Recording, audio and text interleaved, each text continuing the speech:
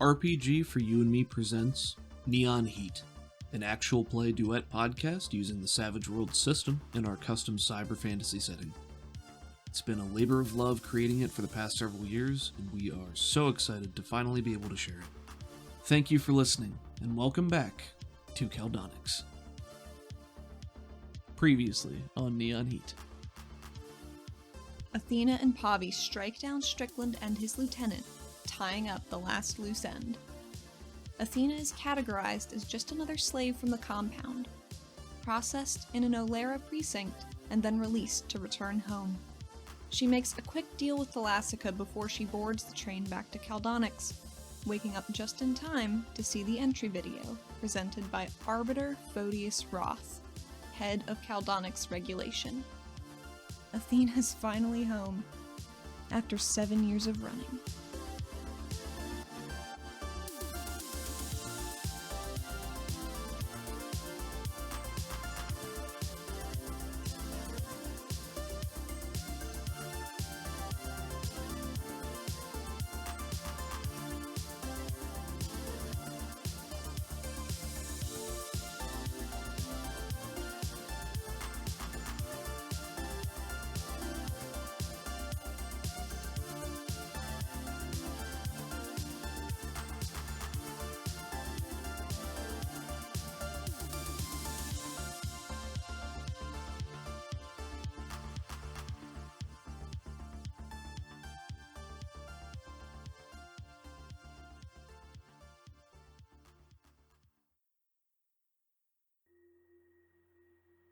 As the light of the monitor dies, the train emerges from the tunnel, and the majesty of Caldonics comes rushing back. A subterranean city of perpetual night, lit by the scattered glow of the pulsing quarry crystals. The ceiling of the miles-wide cavern is barely perceptible at times, shrouded by foggy mists wafting from the salty waterfront on the northern edge of the city, and the ocean-like water source that disappears deeper into the mountain range. When there is a break in the mists, you can see the dots of faintly glowing crystals winking down like a blanket of stars. The same lights line the cavern walls, which are equally distant and difficult to make out. Buildings of varying sizes loom in the mist, haunting pillars in the salty air.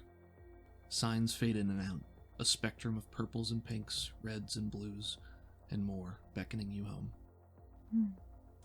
As suddenly as the view of the city appeared, it disappears again behind a wall of metal as the train pulls into the station, and you feel the momentum curbing, and then the halt of the train, and you come to a complete stop. And the regulators are walking amongst the train cars, and one of them says, "All right, end of the line, everybody out."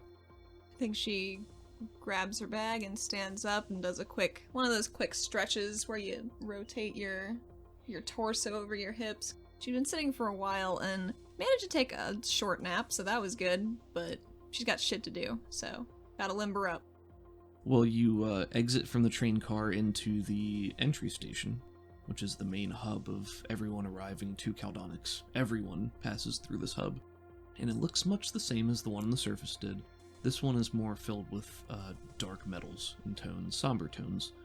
The main atrium, I suppose you could call it, is wide, room for plenty of people, but at this time, they don't expect too many visitors on every train. It's not thousands of people, dozens, maybe hundreds. But as you step off, there is a security checkpoint, and everyone from the train begins to form a somewhat orderly queue to go through and be processed. You can see there are detectors, what might appear to be metal detectors, and a number of regulators and other processing agents standing at a number of entry points where they're waving people through. The detectors occasionally beep and go off. You see people emptying their pockets, all the normal processing procedures. You notice that every firearm being held by regulators has faintly glowing lights around the body of the weapon. Quarry-powered weaponry, safe to use around the delicate crystals scattered throughout the city, but utterly destructive to life. And off to the right, there is a booth higher up in the room, sort of like a skybox type thing. Glass panes, and you can see shapes moving beyond there, and there's just a metal staircase that leads up. And you wait in the queue until it's your turn, and as you get closer, you can hear more hustle and bustle from the people around. And when you're about 10 people back in line, they have this down to a science. It goes pretty quickly. And most people have paid attention to the announcements, and there are carts for contraband, essentially. So every so often somebody walks by and just tosses something in that maybe they're not supposed to bring in. And when you're about 10 people back, there is a Karnak man who walks up to be processed, and there's a regulator standing in front with his firearm, and he says, "Got anything to declare?" As they've been asking everyone who steps up. And the man responds with a no, and the regulator waves him through. And as soon as he walks through, the detector pings and goes off, and there's an alarm that sounds that has not yet sounded. Oh. So sometimes the detectors go off, and there's a light, and somebody walks back and puts something down, but this time when somebody walks through, there is a beam of bright blue light that shoots from a mechanism up near the skybox, and it's sort of like a spotlight, and the beam narrows and goes right to the man's shoulder, his upper torso. Oh, damn. And as the light sort of scans over him, he turns, so it's facing him, and you can see there's a bright glowing outline sort of on the breast pocket of his jacket, and it's in the shape of a firearm, a handgun. So the regulator moves forward, holstering his gun. He's kind of on a shoulder strap, and he swings it back, and you just hear him say through the crowd, "Off to a bad start, fella," and moves the man's arm behind his back. Another regulator moves over very quickly, reaches into the man's breast pocket and pulls out the firearm. The regulators look at each other and look at it, and one of them nods to the other, and he moves away with the gun and sort of shoves the Karnak man to another two regulators who grab him by the elbows and start walking him off out of the room in a different direction. Like back towards the train, or? Nope. Off to a side. Oh, no. Off to not the main exit. Like a side room, which from your time as regular, is sort of like an interrogation room for questioning or temporary detainment. Try to bring in a gun. Yeah. And the regulator who had processed the man turns back to the crowd and says at a higher volume, "Get rid of your contraband and declare anything that might set off the system." And then goes back to what he was doing. And as he's saying this, still in the background, you can see the Karnak man struggling against his restraints and spitting curses at them. After the Karnak man is hauled away, there is a wave of movement and chatter in the crowd as many more individuals move to deposit items in the bins. And after another moment or two of people being processed before you, and it's pretty seamless. So you could put your stuff on the little conveyor, they pass it through, you go through the detector, you grab it, and then they put you onto the next checkpoint.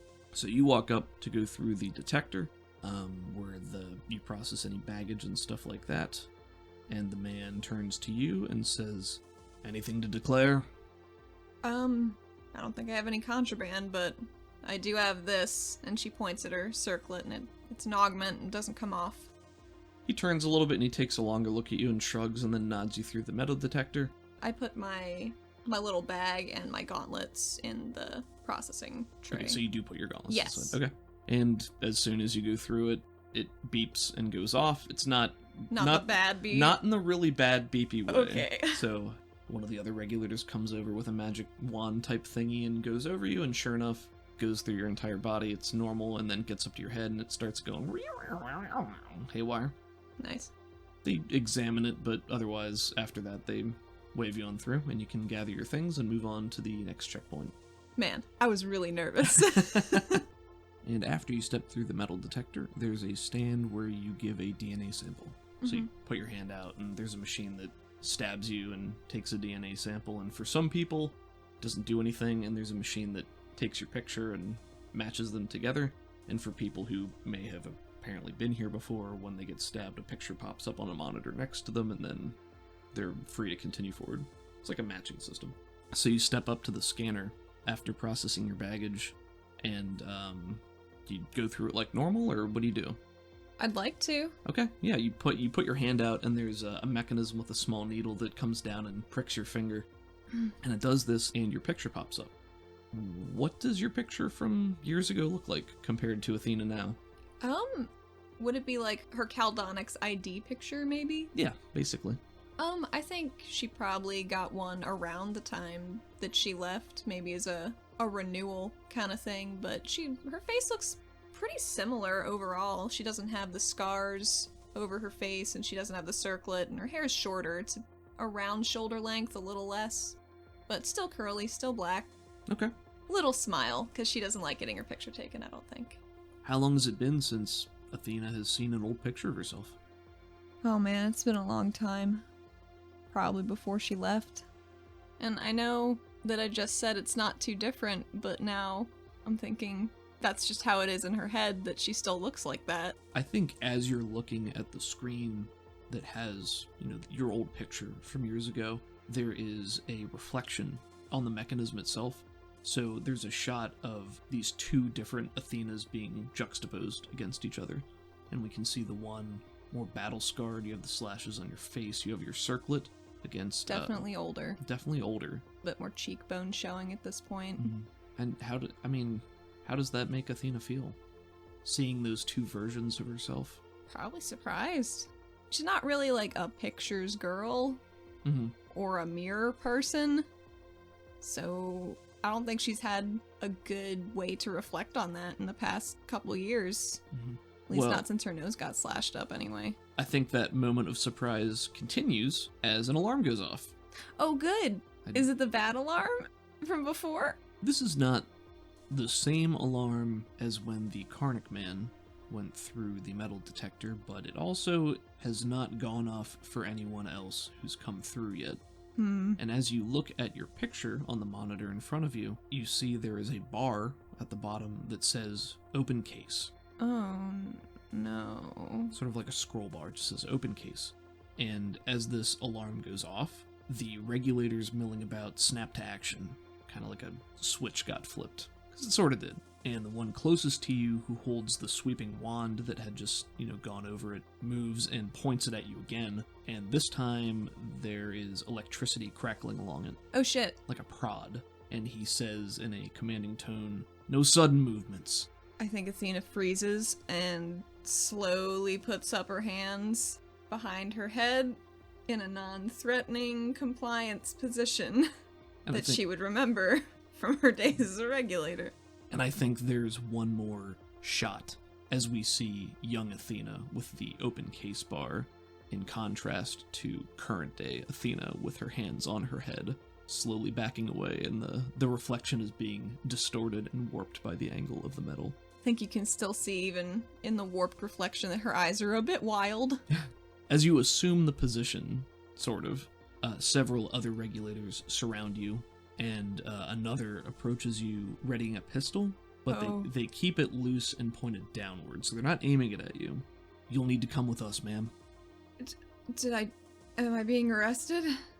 And two others loom behind you. You kind of just feel their presence at your back. They haven't touched you, they haven't put hands on you or anything. And the one with the pistol says, "We'll figure that out in a minute.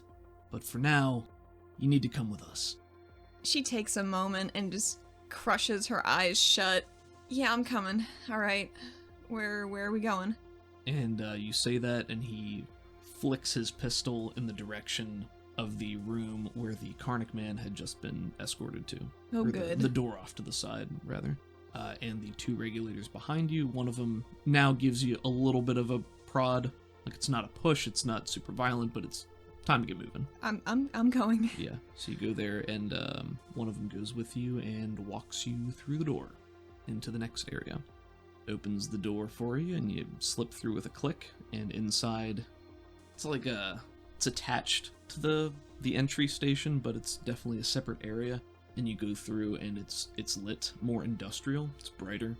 It's a short hallway, and there's a reception window off to the left, and the Karnak man is at the window with the regulator who had escorted them through, and they're finishing up processing, and there's a lot of snarling back and forth and general unpleasantries, yes. And he's complying mostly because he's in a bad spot and there's no way he could get away. So he's doing what they say contentiously, in a contentious manner.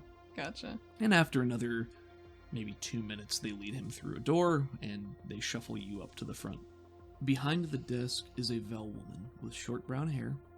The woman scribbles some things on some paperwork behind the counter, and she looks up and says, "Another smuggler? This one's a little different. We've got to take her through to see the boss. And the woman nods. And Boss. waves you through, and then he walks you down the short hallway and leads you into an empty room. A room with a table and a single chair. Directs you to sit, and he says, "Wait here. We'll be with you." Okay. And he takes a step or two back, pauses in the frame of the door, and you see the light in the hallway framed against his dark silhouette as he pulls the door closed. So the room itself does not have the same washed out industrial lighting feel as the rest of it did. The room is actually somewhat dark. Mm-hmm. And can you roll me a notice, please? Surely I can. 4. 4, okay. So you're sitting there in the silence and the quiet and the somewhat dark. Mm-hmm. And I'd say about a minute goes by, and then you hear a voice. "You're Athena Sideris." She looks around. It's not a question, it's a statement. From one of the corners of the room, you do now sense motion. Oh. And a figure walks out into view, and there's a weird distortion in the air, and it's not like when you fought Strickland.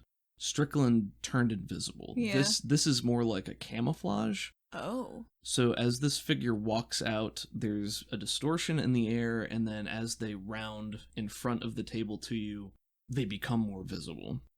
She is a lithe carnic of what appears to be the Axian subspecies.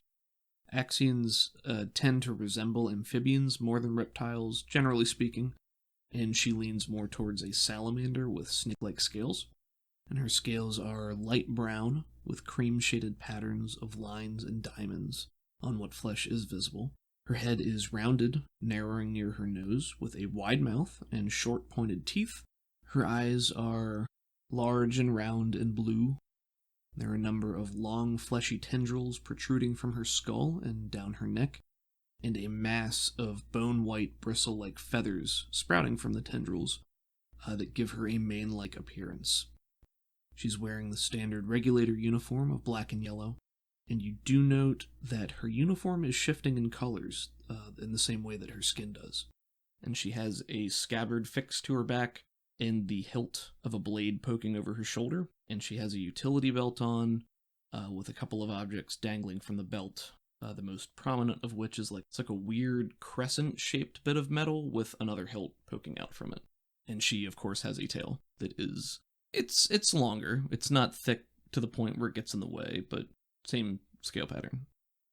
Her scale pattern shifts and ripples as you watch, becoming more solid, until she stands in front of you. And she angles her head to get a better look at you, and you notice the eye that is facing you, kind of like Photius Roth did on the train, like she's facing you with one eye. Mm-hmm. The eye narrows, spirals, and shudders, similar to what Chaz Devlin's did. Oh. But you notice there's a gleam of red that flits across the eye lens as she looks you up and down. What was her question? I don't remember. It was so long ago. All she said was, "You're Athena Sideris." So as a quick aside, I feel like after she hears her real name spoken aloud by someone other than Isaac for the first time in 7 years, her asshole just clenches so hard it could make diamond out of a coal. Oh, Jesus. Because she's been hiding her identity for so long, I think it's just a gut instinct, and she's got to learn to get past that. But... Sure. Did Isaac even know her last... I don't know. Isaac didn't even know her last name. So it's not only her first name, but her last name, which who knows when the last time... Who knows? Oh, boy. But, moving on. Yes, I am. Ma'am. You say that, and her head quirks at you, almost cat-like, just tilts at you in an angle. "Don't call me ma'am." Oh, sorry. And she has a longer than average neck. It's not weirdly long, It's a little longer. but it's not just attached to her. Right. It's a little longer, so she's got a little bit of a range of motion. And as she tilts her head, her hair bristles, moves with it too. And then she straightens up and crosses her arms and looks at you. You've been going a long time. I have been. Is this an official interrogation?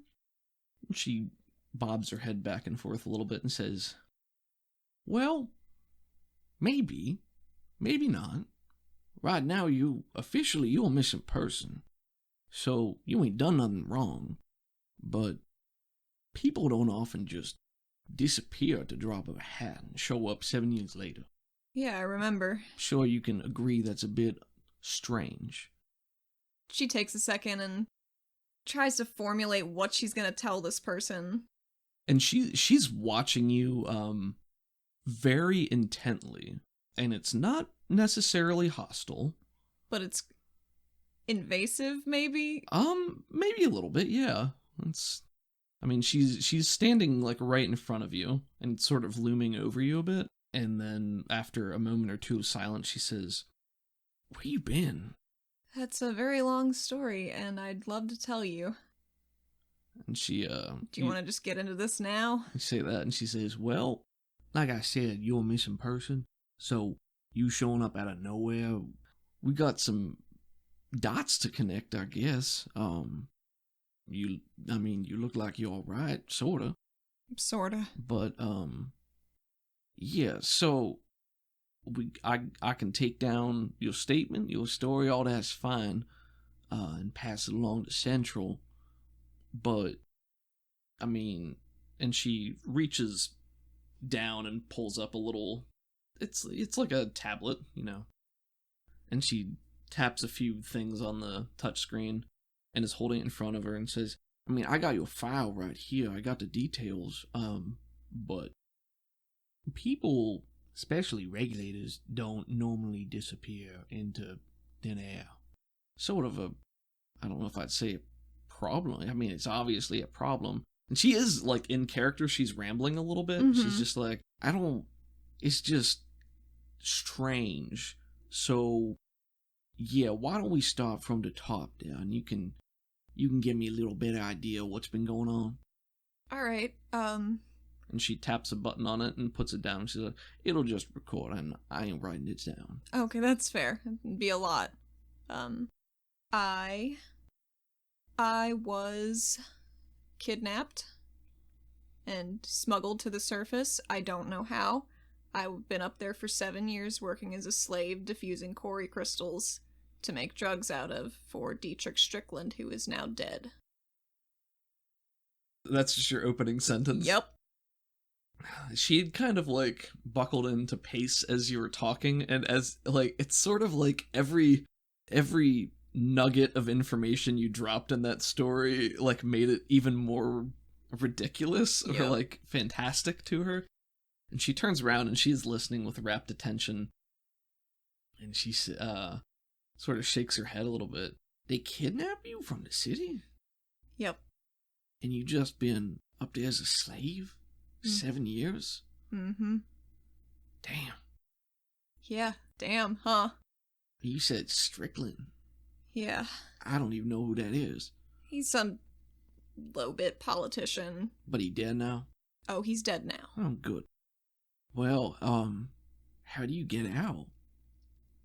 I think she taps her circlet, and she's like, I made this.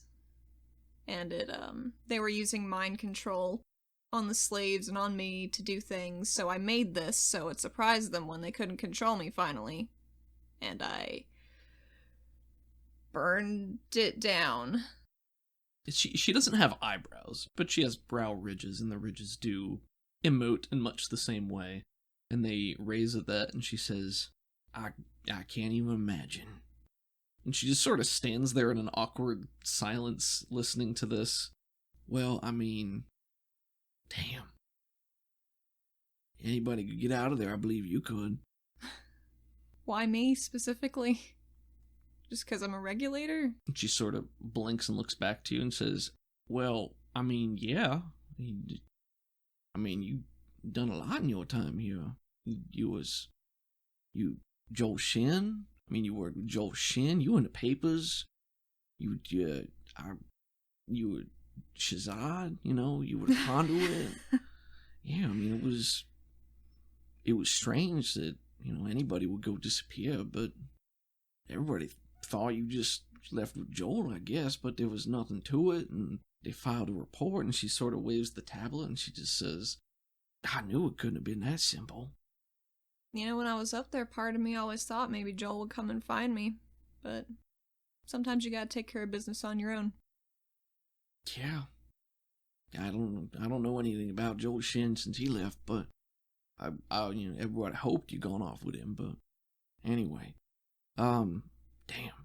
How long ago, when did this happen? I mean, when you get out? I got out. A day, 2 days. I came right back. Where else? I don't want to stay up there. Fucking toppers. Yeah, well, welcome back. Thanks. Sorry to complicate your night. No, you kidding me? This is the best thing that happened in years.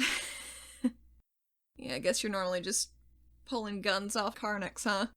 She does the Karnak equivalent of, sucking her teeth a little bit, and is just sort of like, yeah, it ain't exactly interesting stuff. But it is important stuff. And she waves one of her lightly clawed hands in the air, and is just like, yeah, important. Alright, well... Oh, I didn't catch your name. Oh, I'm Tuka. Yeah, you can call me Tuka. Okay. Well, I still gotta take you down to Central. 'Cause this is sort of a big deal, and I'm sure people want to know about it. Mm-hmm. What's your plan now you're back? I just want to get back to my life. My job. It's all I've been thinking about for 7 years, and I'd really like to... It carried me through, and I need to just... Yeah, I do know. I know what you mean. Alright, Tuka. Let's, I'm ready, as I'll ever be, unless you have some paperwork for me to... I mean, not really much for you to do right now, but you come with me, we'll go down to Central. I gotta file my official report. I mean, I got what you said here. I still gotta write up a report and submit it. I'll give you my recommendation, but not gonna matter too much. Okay. We'll see what they want, but you've been gone a long time, so they probably gonna want a little bit more from you. One of the Inquisitors talk to you, I don't know. Not up to me, but... Oh, I get it. But for now, you can come with me and we'll go over to Central and get the ball rolling. Do you mind if I get changed real quick? She shimmies her bag. I got a change of clothes in here, and I've been in this one a while. I don't want to show up and be a dirty bitch or something. And she laughs, and she has a raspy laugh, just sort of like, and she says, yeah, that's no problem. And I'll be outside. You get changed and you come on out, yeah? Yeah. I'll be right out. And she puts her hand on the door, and she opens the door, and she steps out. And as she moves, her hair, or her feathery mane, sort of jostles, and there's the very light rasp of feather on feather, just as she is in motion. And she turns around and she says, welcome back. Thanks. And then she closes the door and walks back out into the hallway, leaving you alone in the room by yourself. Athena just immediately puts her hands on her knees and goes like,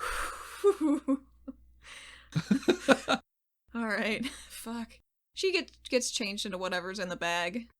I don't know what they gave her. Is it like a t-shirt that says welcome to Olara and some shorts or some shit? Yes. Olara PD. So that's exactly what it is. Which one?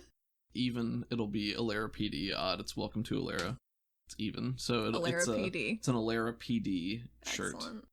What's the pants situation like? I think they're long pants. Just maybe surplus police outfit, but not like official clothing. Either black or a dark blue, something like that. What color's the shirt? Red. It's nice. Red. Yeah.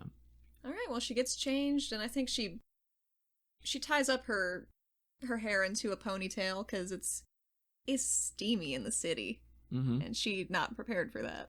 Yeah, at this point you caught a midnight train, and the journey in takes a couple of hours, so it's probably somewhere between what on the surface would be 4 and 5 a.m. And this is about the time of the day it starts to get warmer, and it starts to get muggier, because the quarry crystals fluctuate in energy levels, and it builds to a tipping point that hits its high around noon, what would be noon on the surface.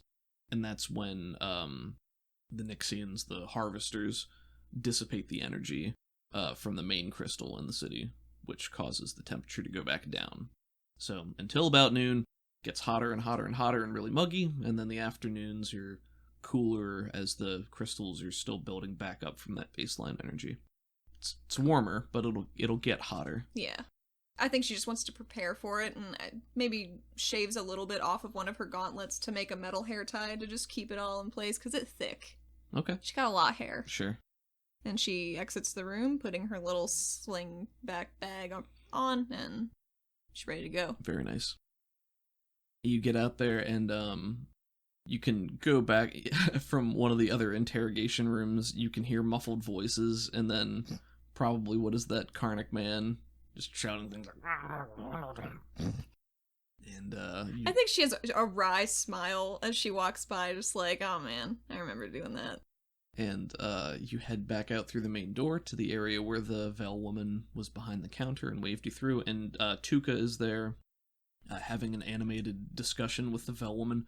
There's a window in the door before you open it, so as you're looking through the window before you open the door, you can see Tuka's just, like, gesticulating and, like, motioning back towards, like, where she just came from, talking to you. Oh man, is she in my fan club? And then you open the door, and she stops immediately, and just is having a conversation with her, and then you can walk up and approach her. Hi, I'm ready. Oh, all right. And she looks back to the Volman. She says, "All right, so I'll be gone doing this processing for a little bit, but y'all got your orders." So Tuka takes a step back from the counter and performs the regulator salute. Takes her left arm from a resting position, balls it into a fist, brings it up to her right shoulder, and as she stands, postured attention doing this, you have a brief flash back to that moment. 7 years ago, the last time you saw somebody perform this. There's a moment that the bright industrial lighting of the hallway seems to fade, and you feel that same cloistered feeling as the walls close in, and your vision dims ever so briefly. I think she starts to breathe faster, maybe grabs for a wall that now seems closer than it actually is. And as you do so, you snap back to yourself, and it's just you and Tuka and the woman in the hallway again. Tuka doesn't seem to have noticed. She looks over and sees you leaning against the wall. "Well, you ready to go?" Yeah. And she smiles, but eyes are maybe a little more wary than they would normally have been. And I follow. All right. And she'll open the door, and you guys will go back out into the main area where people are still being processed from the train, and then she'll lead you through the main double doors out into the city proper. As you emerge from the station into the muggy morning mists of Caldonix, the buildings look taller than ever. You can look around. They dot the cityscape. Not everything is extremely tall, but when you're working in a limited area, you sort of have to build up rather than out. Or down. And you glance around, and you see on the far left walls of the cave, and behind you where the train has just emerged from, there are enormous industrial fans that turn very slowly, but you know they're to keep the airflow moving out towards the waterfront, partially because it gets very hot and muggy, especially in the salty mists and the fog, but also because Caldonix is the native home of a type of moth called the Siku moth, and the Siku moths shed a dust that is partly toxic, partly hallucinogenic, and they flock to quarry crystals as a light source. So because there are crystals literally everywhere, they tend to also be literally everywhere, and the dust has caused problems in the past. Hence the fans. Hence the fans, yes. As you emerge, you're on a catwalk, a raised platform that has stairs leading down and cross bridges that lead directly over to the regulator headquarters.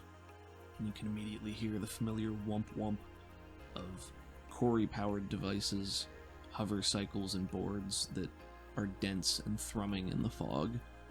And the fog and the mists make sound carry in a very strange way that you really haven't heard up on the surface, because everything is enclosed down here.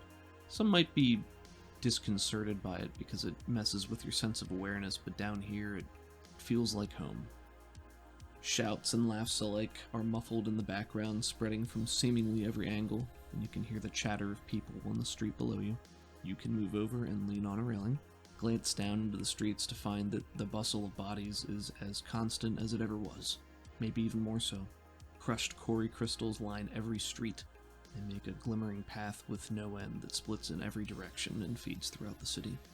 Also something that they don't have on the surface.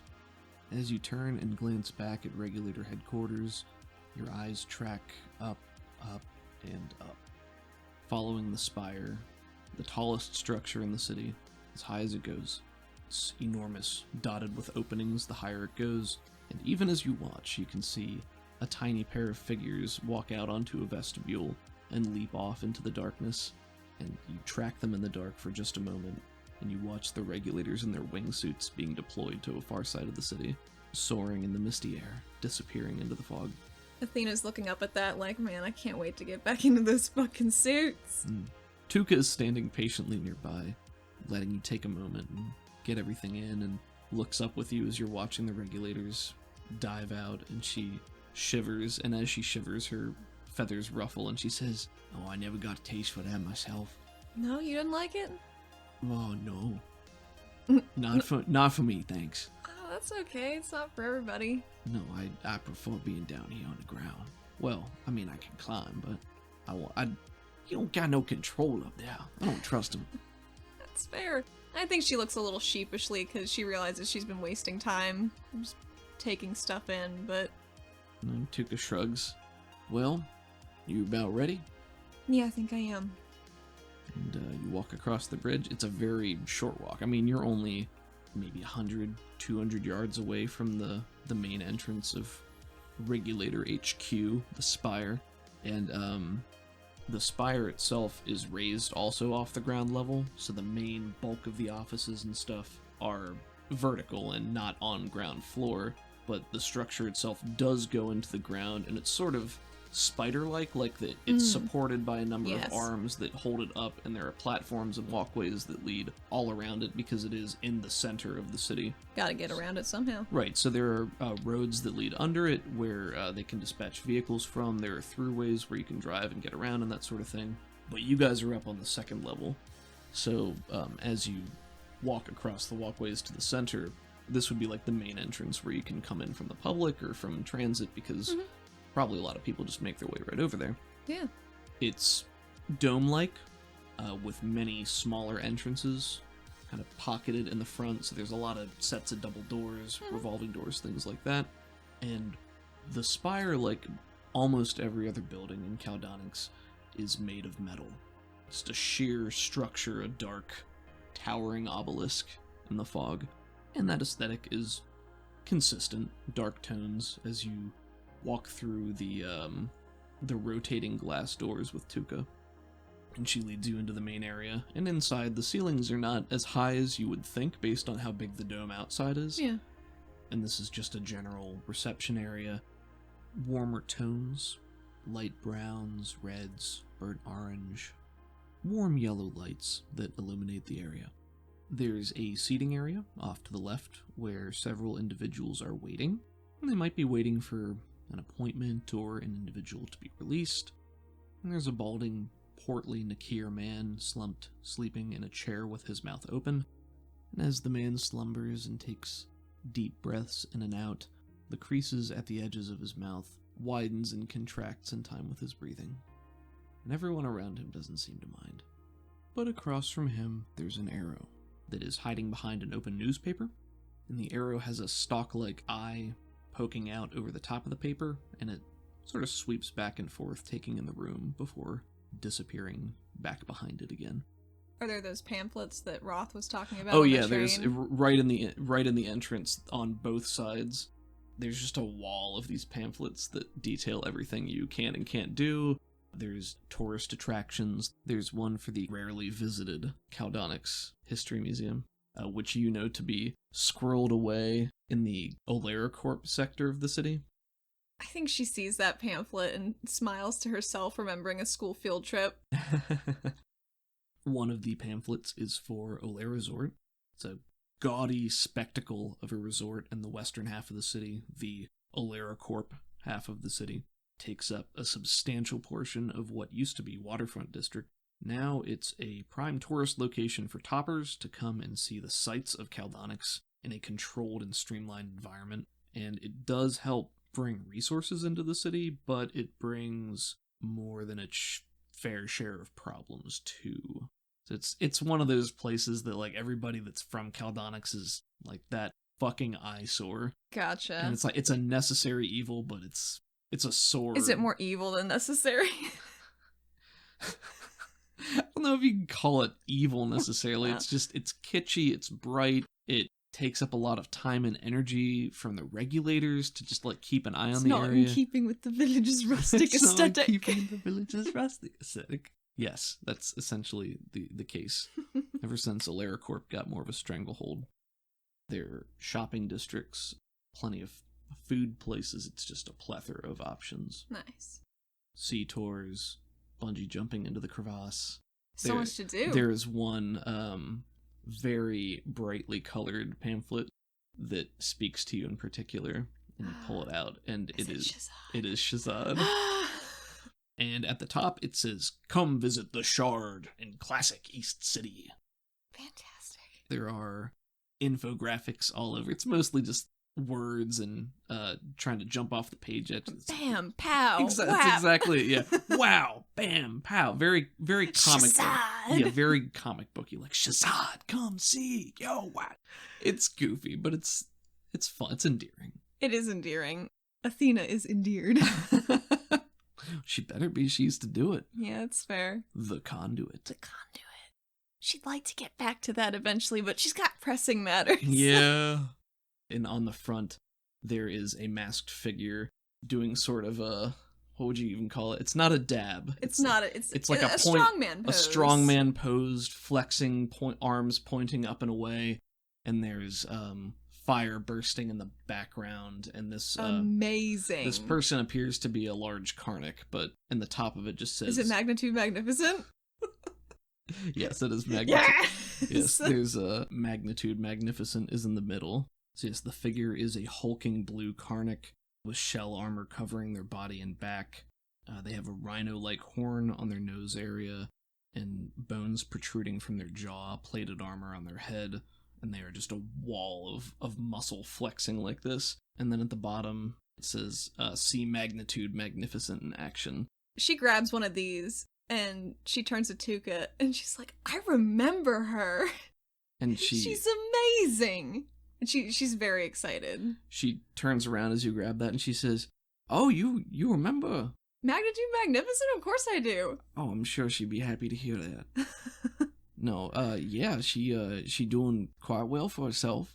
That's good. She acting Cassar now, actually. Get out of town. Yeah. Huh. I mean, I didn't know her that well, but that's great. Yeah, no, she doing real well. Nice. That's good to hear. And she smiles. She seems genuinely happy at that. Yeah. I feel like there's a POV shot from Athena, and she's looking down at the pamphlet, and it just flashes between her eyes and a closer zoom up of Shazad, and they get like a little bit wider, and then the sound from the room drowns away, and you just hear the roar of a crowd in the background, like, oh, I love it. And the pow and the bit, like these little infographics are like flying off the page up at her, and then you're staring at it for so long that Tuka's like, "You all right? You doing okay there?" Shit. Yeah. Sorry. I'm fine. Yeah. She sticks that pamphlet in her back pocket for later. That's for Athena. Right. So Tuka leads you over to one circular desk in particular, and sitting behind the desk is an arrow. And Tuka raises a hand and hello, and she says, yeah, Rebexy, we got a strange situation. This is Athena Sedaris. Arrow don't have a sex, per se, because they're synthetic beings, but they can associate with genders, and Rebexy is more female-presenting. Slimmer frame, she has two sets of eyes stacked atop one another, similar to the Yara, and it's a light blue, and that motif of color goes through her body and the circuitry, as it does for all kind Arrow. Kind of a cool blue, sort of. Yeah, like a cool blue. And she They're has... relaxing to look at. Very relaxing, yes. She's a soothing presence here. Mm. And she has a couple of cords sprouting from her head, and she tilts her head as Tuca leads over. The cords on Rebexi's head snake out faster with a whir of rasping material and out towards the floor, and then you hear a slight little ka-ching. Oh. And she tilts her head at you, and as you're watching, the blue dims for a moment, and then comes back brighter than it was before. This is Athena Sideris. She's been gone for a very long time. Yeah, I have been. Well, and she turns back to Tuca and she says, "Do you have your report?" Tuca nods and kind of waggles the tablet. "Yeah, well, I gotta do, a couple more things with it, but I can turn it in then. She's wanting to return to active duty, so I know that's a bit of a process, especially in a situation like this. But, anything we can do to speed it along, maybe. I know she's probably going to need a physical and, that sort of thing, but is that something we can do now?" And Rebexi looks down, and there's a monitor down in front of her, and she begins to type.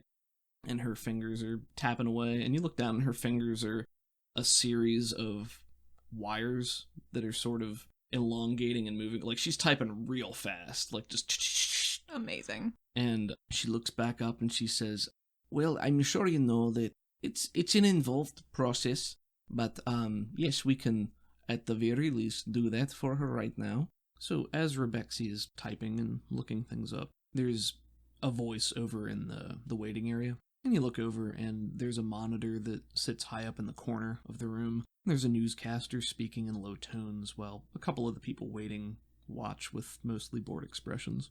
And the image flickers with static for a moment, and you hear one of the men say, "Come on, damn it, can't find a good signal even in the spire. How the hell do you get by down here? Nothing works in this damn hole of a city." The arrow's eye pokes up, and he sort of snipes back from behind the paper. "Then go back to the surface where your reception is better, and let us enjoy our papers in peace." And he snaps the paper back into place, and his eye returns. Behind his newsprint? Behind his newsprint, yes. I think she's leaning on the counter a little bit, and she's enjoying hearing people talk, because she's been a fly on the wall for a long time now, just in her general life, so I think she picked up a habit of just eavesdropping wherever she goes. Sure, that makes sense. I like that. And after the arrow sort of retorts to this man, he scoffs and he pushes himself up out of his seat and starts to walk away, and he says, at an audible volume, "Damn robots," and starts muttering to himself as he walks away from the seating area, and that earns him glares from everyone else over there. And there's sort of a wave of muttered whispers from everyone waiting over there. And there's a different man who sort of leans over and pats the arrow on the shoulder and says something to him. You can't hear what he's saying, but he's got like a friendly expression on his face. And where's this guy going? He is moving to walk past you, actually. And as he gets closer, he glares at you and Tuca and says, "What you looking at?" She is glaring at him, so that's fair. Who was this one again? Was he the Nakir? No, this is just a normal-looking dude. Just a dude. He's got lighter hair, sort of in a swoop, a very thin, peppered-on beard. He's just got an unpleasant face, a sneer to him. Gotcha. You should maybe have some situational awareness, bud. Arrow are people. Do you understand? They're folks. They're not robots. He laughs as he continues walking. He just goes, "Fucking trash cans." I think as he passed you, there was also a glance over at Rebexi behind the counter, and doesn't say anything, but he goes to walk out. She's still got a beat on him, remembering his face for later. He's the trash can, she mutters. And as he's saying this and passing by, Rebexi's typing increases in speed and ferocity, and her blue eyes burn a little bit brighter. Tuca behind you, there's a sort of like a cross between a growl and a hiss just in her throat. "Damn tapas." I don't see what's so fucking hard about it. "They're coming down here, we gotta deal with them. Gotta clean up their mess, look after them, protect them." I don't know if we clean up their mess. I think they are just a mess. They are the mess. That's a good one. I think she winks at her.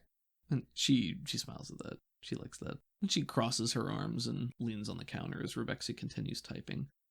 Rebexi looks over at you when you say that.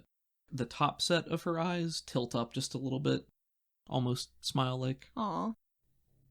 And as you stand speaking with Tuka and Rebexi, there's a shrill ding that echoes through the room. The ambient sound and chatter of the room fades away. A shiver runs down your spine. It's directly behind you. And as you turn, I think it's a slow turn. You feel that cloying icy cold in the pit of your stomach as you turn. And there it is, the elevator. The doors open wide, a Yara woman walking through, someone else walking back in to go down. And as you watch those doors slide shut, the rasping metal, the doors close with a soft thump, like a lid of a coffin. The glowing orange lights burning into your mind. She's taking very quick, very shallow breaths. I think her pupils are cat slits right now, very contracted. Rebexi makes a small noise, maybe akin to clearing her throat. Athena, she snaps back to attention, trying to push her dread away while, looking to Rebexi. Well, getting back to your reinstatement, it's not up to me, and it's not up to you, but there's only one doctor on staff tonight. There's only usually one who's ever here so late, but you can go and meet with her. And Tuka squints her eyes closed for just a minute, kind of in frustration, and she says, "All right, who's the doctor?" Well, it's, Dr. Naveen? And Tuka sort of nods to herself. Yeah, all right. Can you let her know we're coming? And Rebexi nods to that, and then sort of points off to one side. You know where her office is, don't you? Tuka nods and motions for you to follow her. All right, yeah, we good from here. Thanks, Rebexi. And, if you could schedule a meeting for Athena to, meet with an Inquisitor tomorrow, maybe, might be good. But we check with you on the way out. She nods and starts leading you off to one side and down a hallway. Athena waves to Rebexi. See you later. Yes, it was very nice to meet you. Welcome back. Thanks. Tuka takes you guys walk way off to one side of the room and then down a hallway. So as Athena's descending into the deeps of Central with Tuka, I feel like she can't help but be unnerved and a little on edge, remembering the last time she was here. Yeah. Checks out. Yeah, 100%. And it's just a series of hallways until you reach a set of stairs, and the stairs go down, and as you guys are walking, she says, you ever meet Dr. Naveen before? No, you don't seem like you, wanna go see Dr. Naveen too No. much. What's up with that? I mean, No, she fine. She a good doctor. She fine. I don't really want to deal with it right now. Oh. It's fine. I shouldn't even say anything. She a good doctor. She gonna do her job, and she gonna get you fixed up, and it'll be fine. Forget I said anything. Well, my curiosity is piqued, but I'll let it go. It's more just, it's me and her, I've already said too much, and I shouldn't have said anything, so. Maybe we'll go get drinks sometime, and you can tell me about it. She lights up at that. She immediately perks up, and you can note, as you've started to talk with her more, you note that, those fleshy tendril things that her feathers are sprouting out of sort of move in time with her mood. As she perks up a little bit, that her feathers fluff out just a little bit, and she looks over. Like when a Ghibli character gets happy and their hair fluffs up? That does not land with me. Oh. Sorry. I got it in my brain for me. Yeah, I like that. That'd be nice. I'd like that too. And she turns back and takes another step or two ahead of you to stay ahead, but you think you can see her grinning. So you go down a couple of corridors, a flight of stairs, and you're passing doors as you go, and you get to a point where you realize you're heading into what's colloquially known as the research division. Mm-hmm. And the regulators at any given time, they work closely with the scientific forces in the city to recruit people to come in and work on experimental tech and have doctors on staff, just any other number of things. And this is sort of like the research and development area. And you get to one final hall, and as you're walking through it, you can now begin to hear more noise coming from up ahead. Roll me a notice. Okay. We'll see how much you get to hear. 4, okay. So you can hear voices from up ahead. One of them is muffled and you can't hear anything, but the other one you hear like bits and pieces. And it's a female voice. And you hear the voice and it says, "Ivor, hand me the decanter. Are you monitoring the temperature? You know I can't. That's why you are employed here. You drive me mad some days." And then at the very end, you just hear, "Yes, thank you for your assistance." And then you enter the room. The door is open. It's just, and as you get closer, there's, at first it's like a musty smell, almost, like dirt or earth. Uh-huh. But then as you actually enter the room, it becomes very fresh. It smells like a rainforest room at a zoo, like a tropical type thing, you know what I mean? Yeah, I know what you mean. Yeah. The lab itself is surprisingly spacious, especially for an underground room, and you feel as though you've wandered into a greenhouse or a botanical garden. Plants of every kind are scattered throughout. Vegetables and fruits grow on vines sprouting from pots that are just clinging to the walls and ceiling. A couple of scribble shrooms, the mushrooms used to create paper in Caldonics, or the paper equivalent. They're growing in pots and they tower over you, sort of like an entryway. And the scent is overwhelming. It's like a weird mixture of compost and feces, and then as you move past that, it's like a pleasant floral aroma and that freshness that I mentioned. She makes a mental note to hold her breath as she walks through the door next time. The room itself is also in tiers, so you come at the top, you're sort of on a raised walkway, and as you get deeper in, there are stairs that lead down to like a main lab area. So you have to sort of pick your way past a lot of the vegetation. It's not overgrown to the sense that you can't get through it. Right. It's just, and there are clear paths to walk through. It's just everywhere. Okay. Tuka walks ahead, and you can see her shake her head a little bit as you enter, and she turns on and she says, "Sorry, I forgot to warn you about the smell." I'll remember for next time. And she nods at that and then keeps walking. As you're on the little catwalk overlooking the lab itself, there are 2 figures down there. There are tables laden with scientific apparatuses, or apparati, beakers and flames going, liquids bubbling. There's a table with a computer and a monitor. Your first impression is that there are a lot of legs. They're just like legs everywhere. One of the forms appears to be sort of like a ball with a lot of tentacles coming out of it. The ball swivels on a frictionless frame. Its legs are transparent, and as it moves around, you note it has the same glow as a Cori crystal. This one has a sort of a verdant green glow laced in the circuitry of the tentacles that are moving it about. The ball swivels, and then it plops itself in the chair in front of the computer, and several of its tentacles swivel around and just begin like hammering this fucking keyboard, just like sort of like Rebexy, but more a little bit more violently. Sounds like they're having a stressful day at work.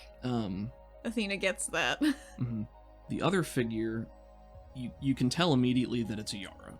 And the Yara people have 2 sets of additional legs that sprout from their back, and they're able to move around more quickly and move without using their legs and all sorts of things like that. And the person you're looking at is wearing a white lab coat, and as you're watching, they turn around and they're holding, beakers of substances. They have only 3 fingers on each hand, as the Yara do, 1 thumb and 2 larger fingers, and she's just clutching these things, turning to look at the squid-like ball who's over there. And it's decently lit here, so you get a good look. This woman has rich sepia skin and round cheekbones, and she has long, steel-colored hair streaked with various shades of green, from dark forest to bright green acidic, and it's bound back into a spiraling braid that drapes down her back, cut shorter on the sides, so it's like a small feathery, sort of feathery on the sides. Although she's wearing the lab coat from the front, you can tell that she's wearing what looks like a two-piece black spandex outfit, maybe for jogging. Just like a top and then a bottom, like into jogging shorts. Like more athletic wear than lab wear, Yeah, for sure. absolutely, 100%. Her two extra sets of limbs that protrude from her back move her through the room with great speed and efficiency as she moves from table to table, picking things up, setting them down, pouring things, mixing them, vials of shades of different color. She has a second set of eyes where a human's eyebrows would be, as all Yara have. Bright acid green, like the streaks in her hair. You know these eyes have infravision. Tuka pauses with you up on the catwalk, just watching this madness happen below, and turns to you and whispers, "Maybe we give her just a second before we go down." I think Athena nods silently, but gives her kind of a conspiratorial, like, yeah, I'm with you. And you guys wait, and there's more kind of back and forth with her bantering with this other squid-like thing, and the squid-like arrow is speaking with a deeper tone, and she turns around again and she says, "Aren't you supposed to be the one that's mixing all of these things? That's why I have you here." And she puts down what she's holding and she waves her hand. She's like, "I don't want to break anything. You know I have to be careful." And she walks over and with one of her leg tendrils sort of like grabs him and rips him out of the seat and tosses him closer to the table and sits down. And she says, "Here, I'm going to do this and you do that." And Iva, the arrow, pushes itself up and turns around and says, "You don't need to get so handsy with me. You know I'm here to help you." And she says, "You can help me by not talking as much." And she points to a couple of vials and says, "Now mix those. Do it the right way this time. We are on a schedule." And he starts to do it, and he's sort of muttering like, you can't really hear what he's saying. "You know I can't hear you, but I don't like the tone you're taking." Athena, I think she leans forward on the railing of the raised platform, just to take in the scene a little better. Are you like looking for anything specific, or No. you just okay? After another, I'd say 15 to 20 seconds of Iva moving around and pouring things into other things, there are a number of small multicolored puffs of smoke that go up from the table, and then the Yara woman claps her hands together and says, "There, was that so hard?" And Iva turns around, and in the center of he's like one big eyeball, and it sort of like contracts and narrows, and then the light bows down, sort of like he's frowning at her. "It is not as difficult as you think it is." And she sort of scoffs and shakes her head, and then Tuka looks back to you and nods down. She says, "Roja, they told you we were coming, didn't they?" And she doesn't startle, but her head snaps around and looks up. She has square, rectangular spectacles just perched on the bridge of her nose, and she takes them off with one of her hands and rubs the bridge of her nose with the other one and says, "Oh, yes, Rebexi did call down and tell me that some people were on their way. How are you doing, Tuka?" And as she gets to the bottom of the stairs with you following her, Tuka shrugs and she says, "Well, I've been a lot worse. This is not a typical house call, so, you know." And the Yara, who is still sort of rubbing at her face, puts her glasses back on and says, "Yes, I can tell you have all of your limbs this time." And Athena takes a second to side-eyes Tuka, like... And Athena also knows that all Karnak have the ability to regenerate their limbs. This does imply that she's a rather rough and tumble girl. One could determine that. Yeah. And Tuka shuffles a little bit and turns away and she says, "Yeah, no comment. Well, we here for, not for me this time. I brought Athena Sedaris. She been gone a while and she back and she needs a physical. So you're the only doctor on at this time. And, well, I mean, you're gonna call yourself a doctor, but, you know." The Yara woman sort of shakes her head with maybe a mixture of impatience and like she's heard this before, and she rises from the chair by way of being pushed up by all of the extra sets of limbs on her back. What kind of extra legs she got? So now that you're closer, you can see her a little bit better. She pushes herself up on these sets of limbs. They're not insectoid in the way that most Yara limbs tend to be. Most of them have something like spider or crustacean or something to that effect. Her limbs are smooth and vine-like.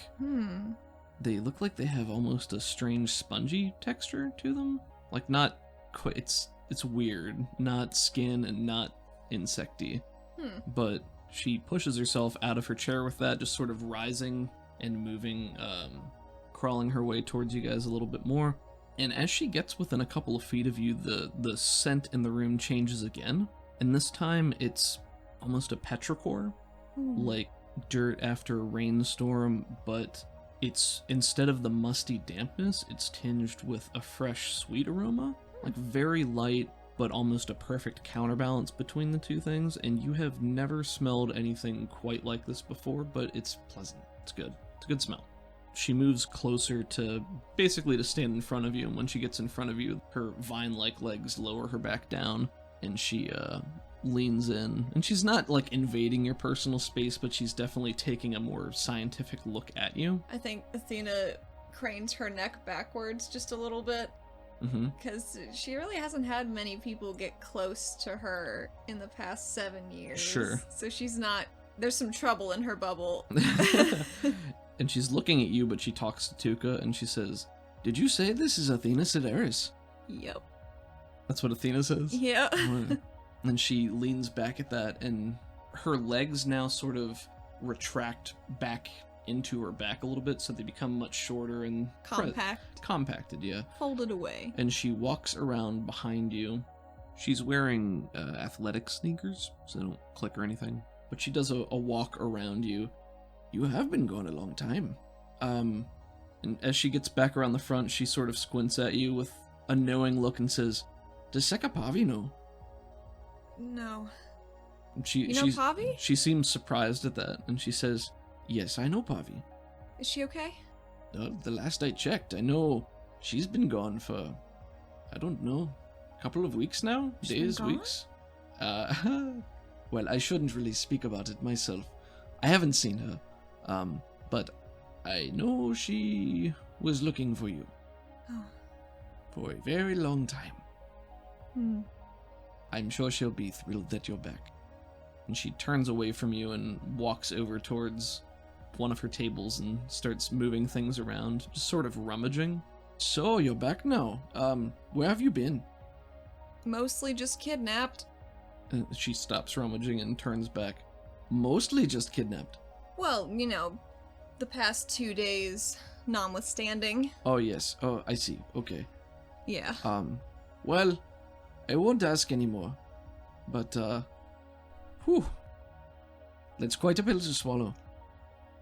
Yeah, it definitely was. Tuca is leaning against the closest wall, just sort of surveying this and not intervening at all. And as you're watching, you see that like one of the vines is sort of creeping over her shoulder, and she smacks it away. And Iva has gone back to the computer now and is keeping to himself, it seems. And the Yara turns back to you and she says, "Well, you're here for a physical because you want to get back into active duty, is that right?" I would love that. Well, come sit over here. Okay. Do I need to get out anything? She rumples her nose and looks at you and says, "Yes, I suppose you do." Like right here? And she looks around. Was there somewhere else you would prefer to make you more comfortable? Nope, I'll just get out of my stuff. Sure. And she turns to Tuca and she says, "Regulator Sato, if you would like to go wait upstairs, this is a bit personal. And you, Iva, what are you still doing here?" And Iva pushes himself up and from behind the computer to look at her a little bit, and his lens sort of contracts. And then, without saying anything, his tentacles reach up and, like, pull him up and over the railing, and he disappears upstairs. Oh, damn. He's just gone. Was looking for the first excuse to get out of there. I can relate to that. And she turns back to you, too, and she says, "He's actually a very good assistant." Then why were you giving him the business like that? He is sometimes frustrated that I do not allow him a greater hand in my research, but it is my research, and he is not capable of understanding it in the same way. He is talented, but there are limits to what he can explore where biology is concerned, and Corey, and when they interact. I mean, I suppose, but they run on Corey, don't they? That is true, but they do not have the same biology that you or I do, so he is intrinsically incapable of understanding it the same way. So when I tell him to do something, and he argues with me and tries to explain why I am doing it the wrong way, and she bunches her fist and kind of puts it up in a flat hand to stop herself, I'm getting off track. And she sort of pushes you down into the chair and turns back to Tuca and says, like I said, you can wait upstairs. And she... It's like that moment in Futurama where Tuca starts to walk away and then walks away with a confident smile and then pauses with her hand on the railing and looks back with a much more worried expression and then goes upstairs. And she says, as she's walking up the stairs, this shouldn't take too long. I'll be up there. You come and find me when you're done. I will. And yell if you need help, she says as she's disappearing into the hallway. Roja rolls her eyes and turns to you and says, yes, she finds herself quite amusing, doesn't she? I mean, I think she is. Yes, sometimes. Athena starts undressing for the exam, tossing her clothes onto a nearby chair, if there is one, and she's just gonna wait for Dr. Naveen? Or was it Roja? Naveen Roja, for that is who this is. She takes out one of those tongue depressors, and she is now back to using her legs to, like her extra set of legs to maneuver around. And she does get up in your business as she's really poking you in a lot of weird places and like pulling your arm out to like gauge your body fat and stuff like that. Like really impersonal, sort of, just getting it done. With some calipers or some bullshit? No, she just uses her fingers. Oh. Just eyeballing this. Yeah, it's... Yeah, and she says, so, kidnapped. Yep. That must have been quite an experience. Well, it wasn't fun. I can imagine. You really haven't seen Pavi? Has a passively surprised expression, but doesn't really say anything. Well, I'm sure she will be happy to see you when she shows up. I hope she's back soon. I was kind of hoping to see her sooner rather than later. And she looks like she's about to say something, but then purses her lips a little bit and just nods and turns away again. What was that? What do you mean? That face. This is my face. No, that face your face just made. I'm quite sure I don't know what you mean. I'm very suspicious. Can I cast empathy on the doctor? Yeah. I will give you a Benny for smart use of your powers. Thank you. You're welcome.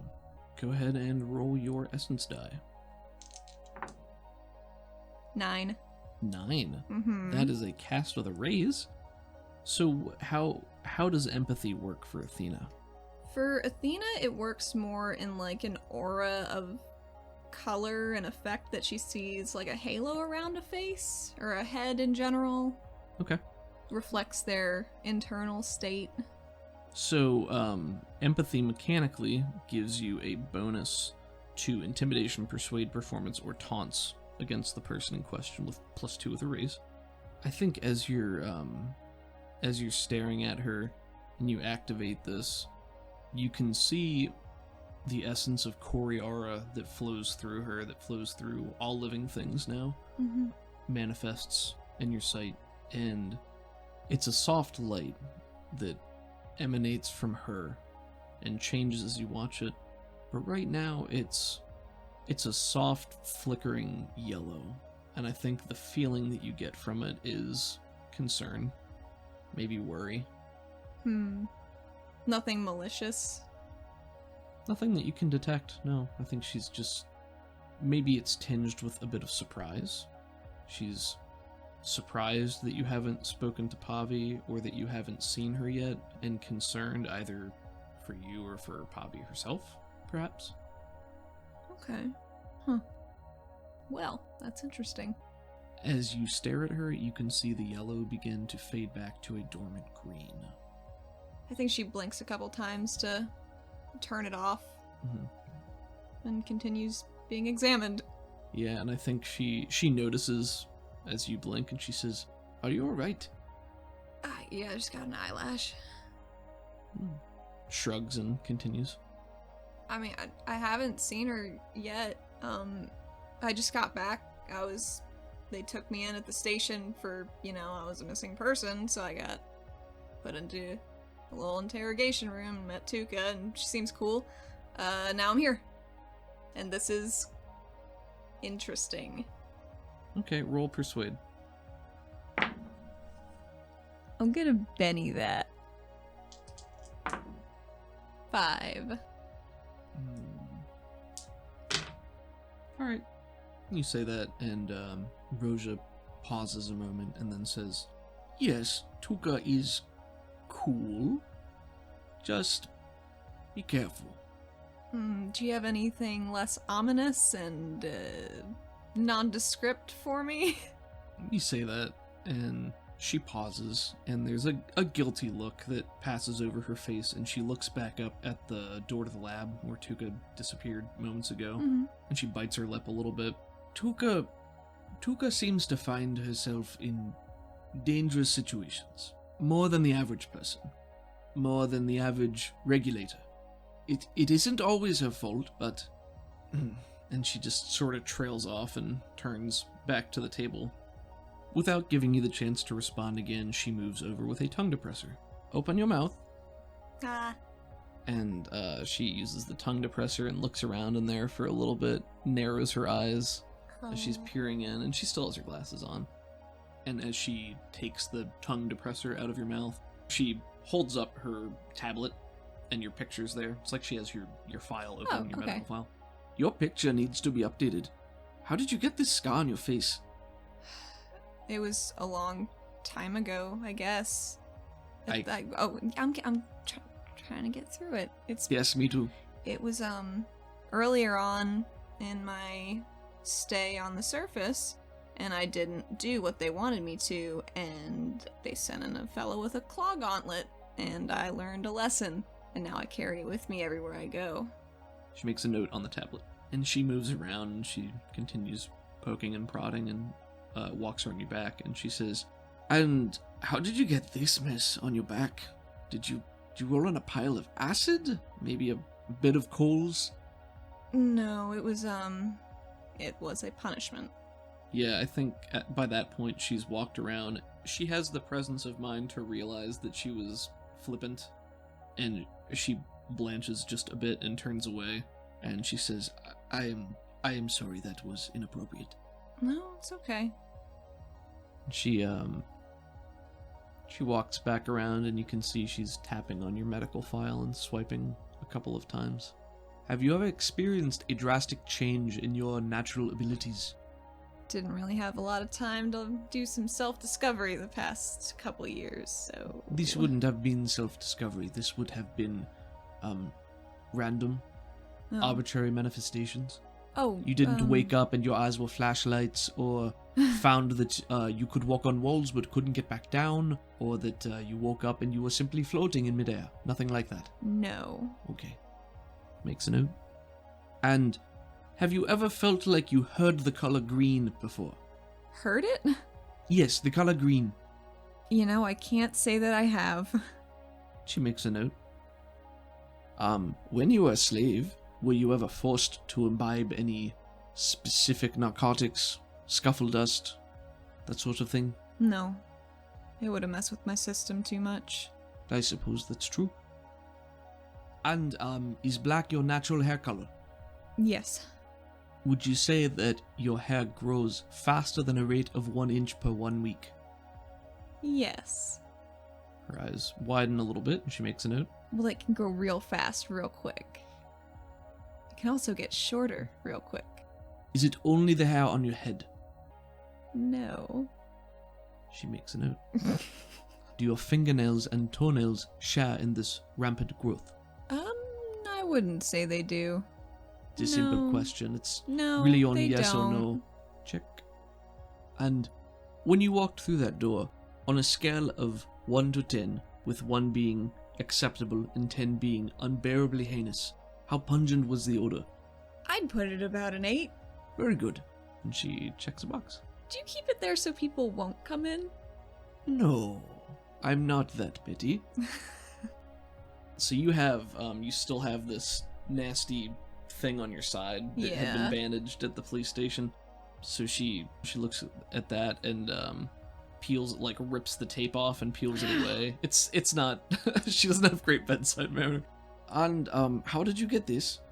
I was so I got into a bit of a scuffle with the guy who took me, and he's dead now, but he left me with this, and she gestures to the wound, and also with this, and she gestures to where he slashed down her arm. She's like, they healed me up okay at the Olara precinct, but this one looks like it's gonna need some more work.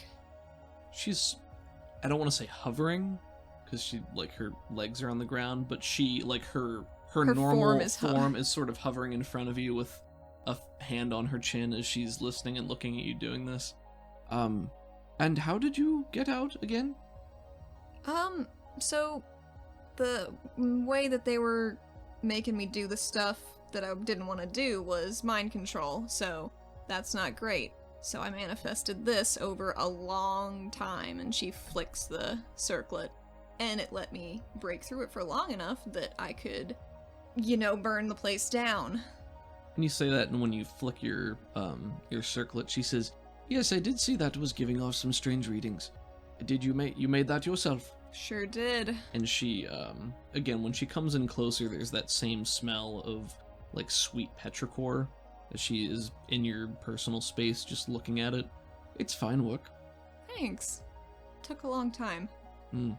Well, it gets faster, I'm sure. I don't understand what that means. Oh, that's the first augment that you created yourself? Yeah. From your own body chemistry? Yes. Yes, it gets faster. Do you have any? Have you made them yourself? Yes. Oh. I find that, and she smiles maybe a bit self-deprecatingly, and sort of like she's trying to make a joke out of it, and she says, I find that, not everyone enjoys my company, so it's easier. Oh, well. Oh, no, I'm not fishing for compliments here. And she turns away, and, Well, I wasn't gonna say anything, but I do like your perfume, if that helps at all. Oh, it's not a perfume. That's what I mean. Oh. What? And she comes back and is continuing the examination. Oh, it's, sort of natural pheromones. You know, like, I don't know, it just, people seem to like it. Well, it's nice. Thank you. I made it myself. After not a terribly long amount of time, she does stick you once or twice, just to get readings on a couple of things. Mm-hmm. Take any blood? Very small amounts. When she does that, she brings it up and she says, I'm just checking your general toxicity levels to make sure there's nothing out of the ordinary. I mean, I hope there's not. And she finally comes to rest and she says, well, I've never met a slave before, but you're the healthiest one I've ever seen. They must have kept you in quite good conditions. Well, they sort of had to, because, I mean, I can't really do much Corey-wise if I'm not in decent shape. I could have blown the whole place up. At least that's what they kept telling me. Sure, no, I know you're linked, aren't you? Mm-hmm. Your father? No. And she pauses for a minute and she says, no, your mother. On your mother's side, yes? Yeah, how'd you... She waggles her tablet in her hand and says, I have your medical file here. Yeah, you do, don't you? Yes, I imagine if they were going to keep someone of your talents in such a way that it's a fine line to tread between keeping you too healthy and keeping you suppressed, so... Well, they did it really well for a really long time. Yes. And then she's back in front of you. How often do you find you have nightmares? Often. Do you need me to bring in my dream journal tomorrow?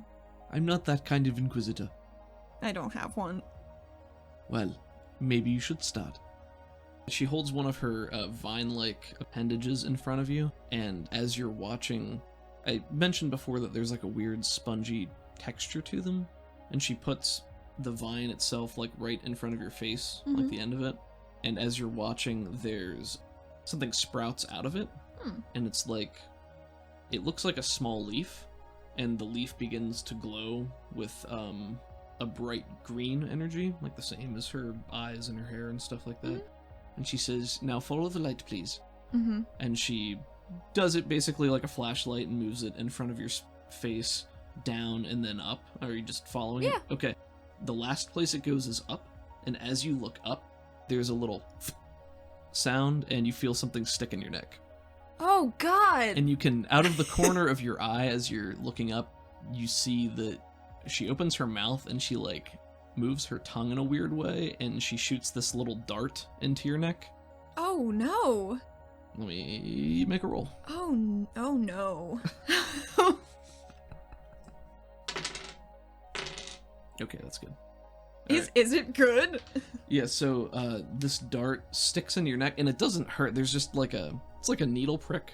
Like, maybe it hurts for just a moment, and then it stops. And you feel that it's sticking there, and then it just dissolves. Like it's gone as soon as it was shot out and hits you.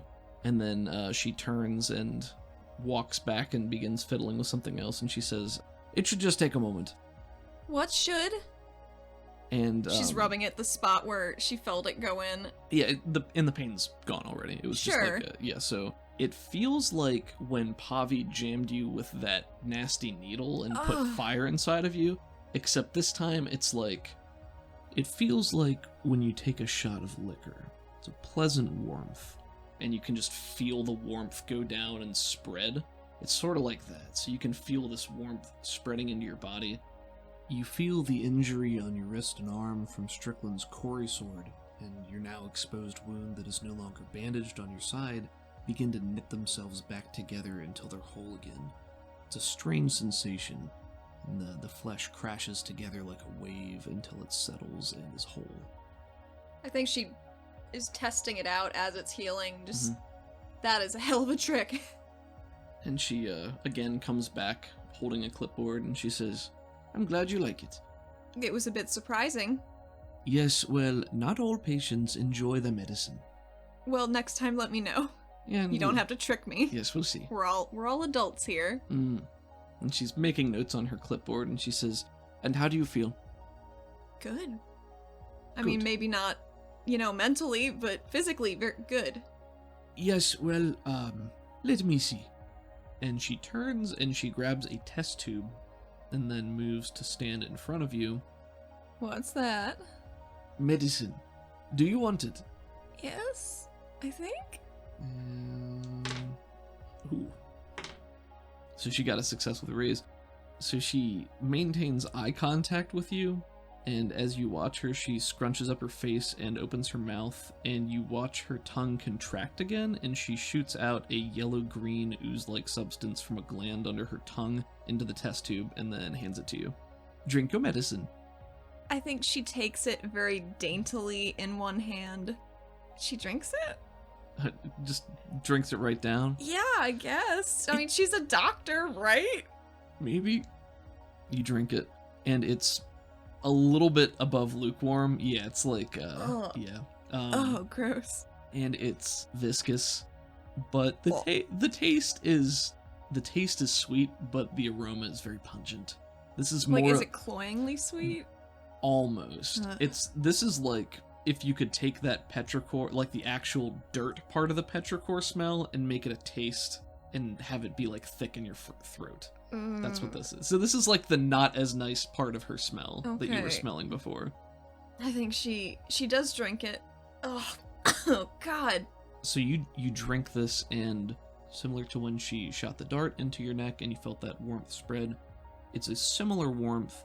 This one, you take it and you can just feel the stress and pressure on your body and your joints just evaporates.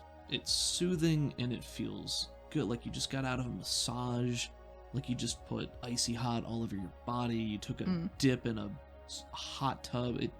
You just feel relaxed and just good. I think she lets her neck be a little loose and drops her head more to the left side and just lets herself feel good for a minute, because she hasn't felt good in a while. That's true. So, are you a medical doctor? She stands there for a moment and she takes off her glasses and pulls out a small fiber cloth and begins to buff the lenses. And she says, "Well, I did go to school." That's worrying that you didn't specify anything else. And she puts her glasses on. She says, "I'm not a conventional medical doctor. I do have education. I do know about science and biology and medicine, but because of my natural proclivities and my learned abilities, I am a psychologist. I am able to do what many doctors cannot do, even with their medicine. So, in many ways, I am better than a medical doctor, because I can look at you and see what's wrong with you, and usually I can fix it. Just by looking at me? Usually, it depends on what is wrong with you. I'm better at seeing. It's easier for me to deal with those who are linked or who have a natural affinity with Kori energy, other psiologists, sometimes the psionic." Is that because of, and she taps her forehead where, like, her second set of eyes would be? Like, can you see things? That is a good question. No, not naturally. Not just with my eyes, but because I am a psiologist, I do have the ability to see more than others. That's interesting. Yes, it is. Well, thank you for this, I don't know what you called that, thank you for this test tube of goop. You are welcome. And I think they'll probably schedule you for a meeting tomorrow, sometime when you feel ready. Before you return to active duty, they're going to want to have another Inquisitor look at you. I mean, I'm an Inquisitor, but I don't really deal with that sort of thing. Mm-hmm. I deal with forensics. Nasty goo, bodily functions, that sort of thing. I did not have a proficiency in that when we were going through training, so What, Howard... nasty goo? Well, the dissemination of info from Nasty Goo. Well, it's not something everyone is good at, and it does require more specific training. Luckily, I'm slightly more advantaged than some others might be. Predisposed towards it, you might say. Why do you say that? Oh, just, my natural affinities. You have yours, I have mine. My father is Ori and linked, but I am not. He passed his affinity for plants and botanicals onto me, but I had to work for it. It did not come naturally, the way it did for him, the way it does, I'm sure, for you, the way it does for many with the natural links to Kori, the essence. She's nodding a little bit, listening. I studied psiology, the connection between the mind and body, and the applications of our innate connection with Kori between the two. So, while I might have a genetic predisposition for nasty goo, I had to work very hard to get to where I am now. Well, it's very admirable. I don't think I would have had the attention span for that. I don't always either, but that's part of the fun. So, well, I think I have everything I need here. Okay. And, I will pass on my report to go with Regulator Satos, and hopefully that with a decent psych eval will be enough to clear you to return to active duty. That's the dream, huh? So she's gonna start getting dressed again. You should talk to Pavi, when you can. Like I said, she's not here, I guess. I mean, we lived together. That's my next stop, is going home. Do you have a key? I've got one. I mean, unless she's moved my hide key, which she might have, I'm now realizing. And you say this, and Roja is sort of scratching her head and looking sort of off into the corner in thought, and she says, "No, she doesn't typically want to change things on her own, so wherever it was, it's probably still there." Okay. Has Poppy been alright? I think you say that, and she smiles a little bit and turns away, goes back to fiddling with things a little bit, and says, "She's better." Okay. That's good. Don't doubt her convictions. She's very strong, but... Oh, I would never. Hobby? It took her a long time to come to terms with what happened. She has had her own share of difficulties. I can't believe I did this to her. She doesn't say anything at first, but after a few moments she says, "You did this to her?" Well, I mean, I could have maybe not been kidnapped, but I don't remember enough about what happened. If you are back and she has not seen you yet, then you should find her when she is back, I suppose. I guess I'll see if she's back. Yes. Thank you for everything. I was really worried this was starting to get infected, so this makes me feel a lot better. And I guess I'll see you around. That would be an accurate assumption. Okay. Maybe don't be so short with your friend. That's all. Not my place. Her eyes harden and she turns away and says, "Maybe don't abandon yours to gallivant with the toppers. Not my place. Goodbye." Oh no.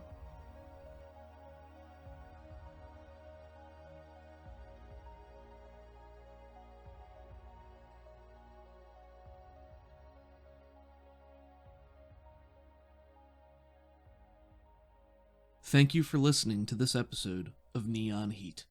Savage Worlds is owned by the Pinnacle Entertainment Group. You can find them and their products online at peginc.com. You can find our website at rpgforyouandme.com, which we update weekly with new episodes, character art, and bios. All music used is created and performed by Crockett.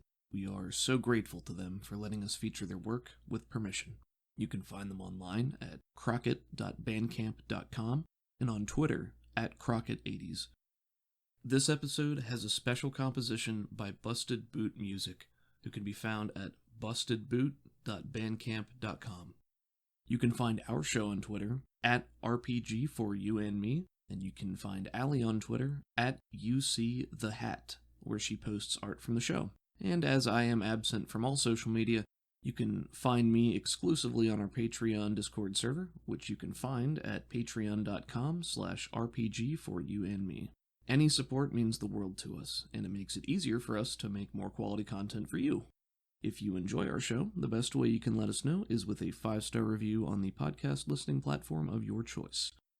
If you like what you heard here, you should check out Sounds Like Crows, which is an actual play podcast set in the Savage Worlds Deadlands Reloaded setting. It's a story about 5 brothers on a quest for revenge in the supernatural Wild West, and it encouraged us to get moving on our own production. The cast is outstanding, and the audio and editing quality is cinematic and top-notch. Caleb Sunstead, the marshal and showrunner, is extremely talented and dedicated. Thank you so much for listening. It means the world to us, and we'll see you next week.